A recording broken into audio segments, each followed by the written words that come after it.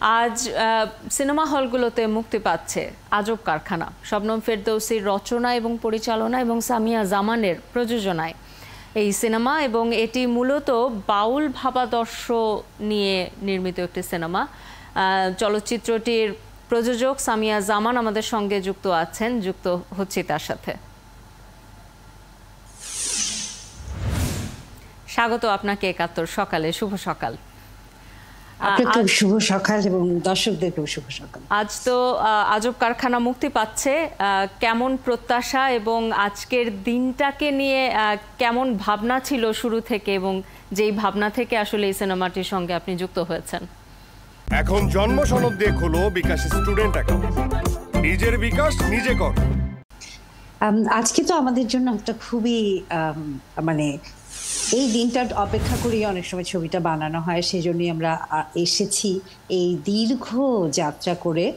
আজকে আশা করব যে বাংলাদেশের দর্শকদের কাছে আমরা যে ছবিটা নিয়ে আসছি, দুটি শহরে 5টি সিনেমা হলে, সেখানে আমরা সেই দর্শকদের দেখা পাবো। আর ছবিটি এর মধ্যেও সারা বিশ্বের অনেক দর্শক দেখেছেন, তার মধ্যে কিন্তু একদম আমার শহর ঢাকা শহরে ছবিটা মুক্তি পাচ্ছে। এটা একটা বিশেষ ধরনের প্রত্যাশা, আনন্দ, সবকিছুর একটা সংমিশ্রণ।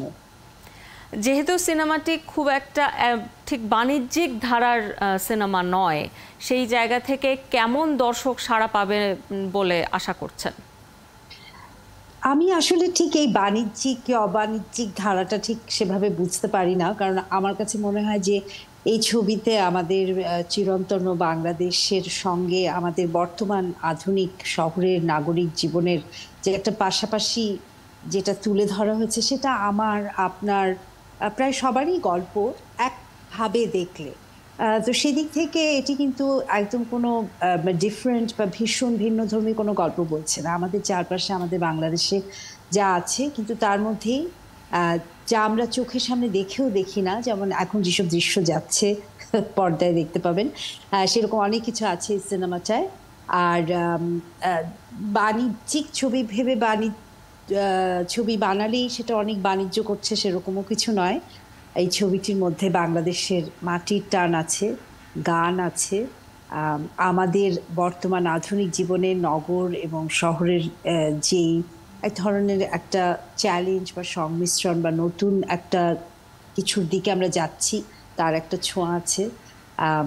পরমব্রত আছেন এবং বাংলাদেশের আরও অন্যান্য যারা অভিনয় করছেন সেদিক থেকে খুব ভালো অভিনয় আছে। আমি আশা করছি আমাদের দর্শক সিনেমা হলে এসেই এই ছবিটা দেখবেন। আপনি নিজে একজন নির্মাতা, একজন পরিচালক, সিনেমাটি পরিচালনা না করে প্রযোজনা করলেন কেন, এবং কোন ভাবনা থেকে আসলে এই সিনেমাটির সঙ্গে আপনি যুক্ত হয়েছিলেন? হ্যাঁ, নিশ্চয়ই।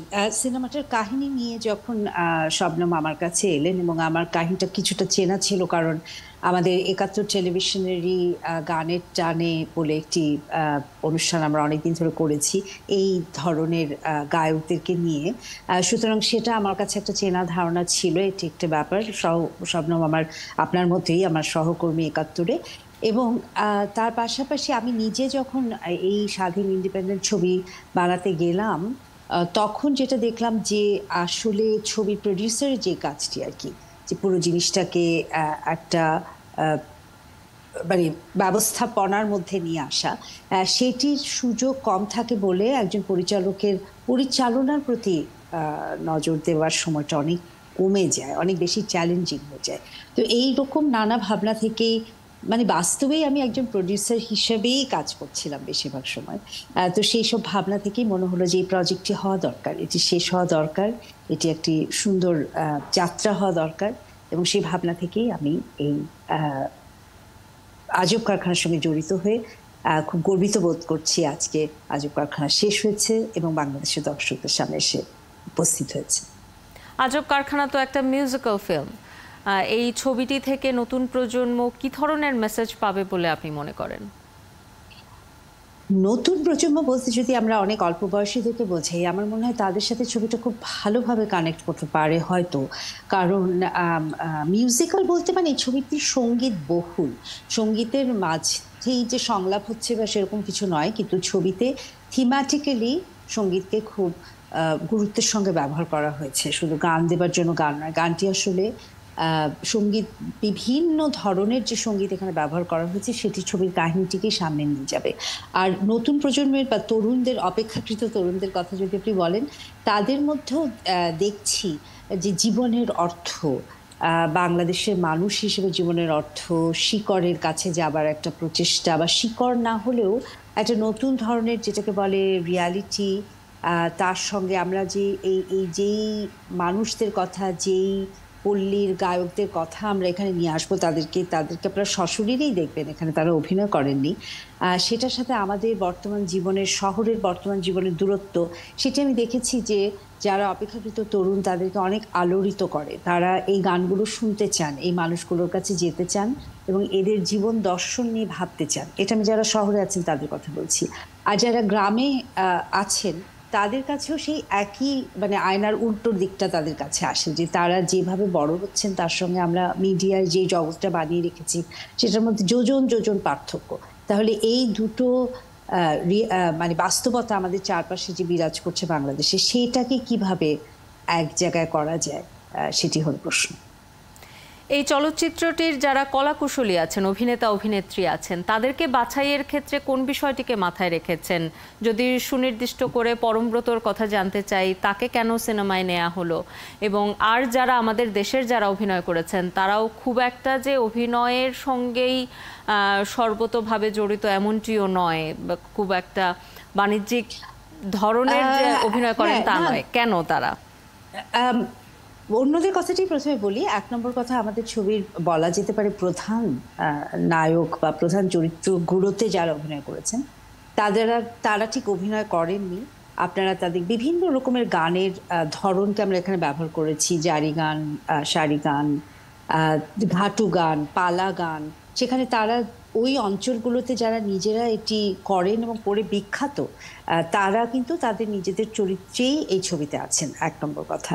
আর বাংলাদেশের পরমব্রতকে বাদ দিলে অন্য যারা এসছেন তারা সবাই কেউ কেউ আছেন তারাও নিজের চরিত্রেই আছেন, মানে সমাজে প্রতিষ্ঠিত, বা আসিফ ইকবাল, ফাহমিদা মুন্নি অনেকে আছে, কেউ নবী।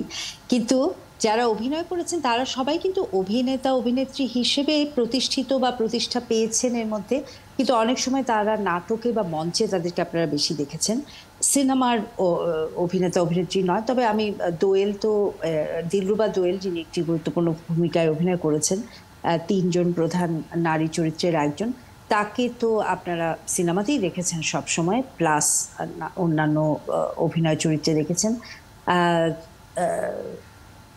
এমি, তিনি বিখ্যাত মডেল, এটি তার প্রথম চলচ্চিত্র, তো সেদিক থেকে এখানে একটা নতুনত্ব এবং চমক আছে।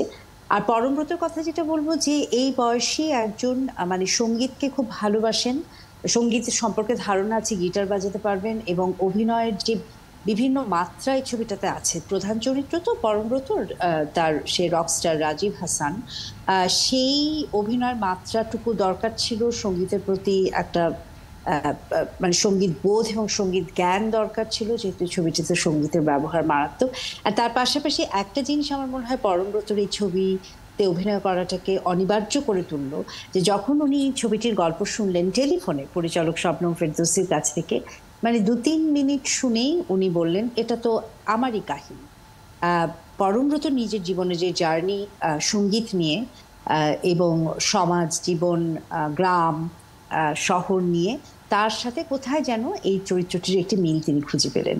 এবং আপনি দর্শকের কথা যেটা বলছিলেন, আমার ধারণা অনেকেই ছবিটা দেখতে গিয়ে কোথাও বিভিন্ন চরিত্রের সঙ্গে তাদের ভেতরে একটা অনুরণন বোধ করবেন, এবং সেই বোধটা জাগ্রত হবে, এই আশা নিয়েই আমরা ছবিটাকে দর্শকের কাছে নিয়ে আসছি। সব মিলিয়ে কাজের অভিজ্ঞতা কেমন ছিল আপনার এই পুরো জার্নিটাতে? এবং শুধু কাজের অভিজ্ঞতাই বলবো না, যে আপনার সব মিলিয়ে প্রত্যাশার জায়গা এবং যেভাবে কাজ করেছেন সেই জায়গা থেকে প্রত্যাশার জায়গাটার কথা যদি একটু বলেন। হ্যাঁ, নিশ্চয়ই। প্রত্যাশা তো আকাশচুম্বী থাকে, এবং আমি বিশেষ করে আমার নিজের সমস্ত কাজের ক্ষেত্রেই আমি দেখুন, আমি বিশ্বমানের কাজ হবে এটা আশা করি। আমাদের একুশে টিভিতে যখন কাজ করেছি, আমাদের ৭১ আজকে যখন হয়েছে, এবং আমাদের সিনেমার ক্ষেত্রেও আমি সেটা করি, সবসময় সেই মানটা ছোঁয়া যায় না। তো এখানে আজব কারখানার ক্ষেত্রে আমি যেটা বলবো যে এই ছবিটির ফিলসফিক্যাল বা দার্শনিক ভিত্তিটা এত শক্ত, এত সুদৃঢ়, যে সেই ছবিটির প্রথম চিত্রনাট্য পড়ার সময় থেকে একটা জার্নি বা একটা মানে চলছি তার মধ্যে আছে। এবং কালকে হিসাব করছিলাম যে আমার নিজের জীবনেরই একটা বেশ বড় অংশ এই ছবিটার সঙ্গে কোনো না কোনোভাবে জড়িত হয়ে পড়লো। তো সুতরাং সেদিক থেকে সেই যাত্রাটা খুবই গুরুত্বপূর্ণ। ব্যক্তি মানুষ, আমি সামিয়া জামান হিসেবে, প্রযোজক হিসেবে, এবং আমাদের বাংলাদেশের চলচ্চিত্রের ইতিহাস, এই দুদিক থেকে যদি আপনি বলতে চান। কারণ শবনম ফেরদৌসী তার প্রথম ফিকশন ছবি, এটির মধ্যে একটি ফিলসফির ব্যাপার আছে, মানে অনেক দিক থেকেই ছবিটি আমাদের গুরুত্বপূর্ণ হয়ে উঠবে। সুতরাং এই ছবিটির প্রযোজক হিসেবে আমি গর্বিত, আনন্দিত, এবং এটি দর্শক এবং মানে সংস্কৃতি যে মান বিচার দুই দিক থেকে এটি উত্তীর্ণ হবে বলে আমি মনে করছি। আমরাও আশা প্রকাশ করছি এবং এই চলচ্চিত্রটির সার্বিক সাফল্য কামনা করছি। অসংখ্য ধন্যবাদ আপনাকে আমাদের সাথে যুক্ত হওয়ার জন্য। দর্শক, আমাদের সাথে যুক্ত হয়েছিলেন আজব কারখানা চলচ্চিত্রের প্রযোজক সামিয়া জামান। কাল একই সময়ে এই অনুষ্ঠান আবারও আপনাদের সামনে হাজির হবে। দর্শক, আলোচনায় যুক্ত থাকবেন আমাদের অতিথিরা, নানান নতুন নতুন বিষয় নিয়ে, গুরুত্বপূর্ণ বিষয় নিয়ে আলোচনা হবে। দেখার আমন্ত্রণ জানিয়ে আজকের মতো বিদায় নিচ্ছে। অসংখ্য ধন্যবাদ সবাইকে পুরোটা সময় সাথে থাকবার জন্য।